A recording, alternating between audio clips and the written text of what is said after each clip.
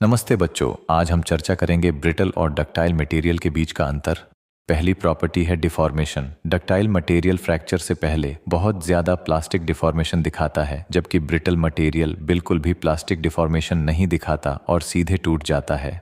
दूसरी प्रॉपर्टी है फ्रैक्चर का नेचर। डक्टाइल मटेरियल धीरे धीरे टूटता है और पहले वार्निंग देता है, लेकिन ब्रिटल मटेरियल अचानक झटके से टूट जाता है। तीसरी प्रॉपर्टी है टफनेस। डक्टाइल मटेरियल्स की टफनेस ज़्यादा होती है, यानी ये ज़्यादा एनर्जी एब्जॉर्ब करते हैं, वहीं ब्रिटल मटेरियल्स की टफनेस कम होती है।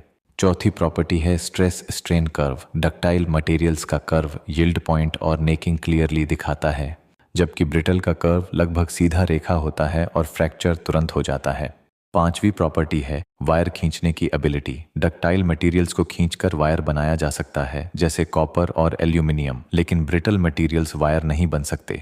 छठी प्रॉपर्टी है fracture type. Ductile materials cup and cone fracture दिखाते हैं, वहीं ब्रिटल मटेरियल्स फ्लैट और ग्रैन्युलर फ्रैक्चर दिखाते हैं।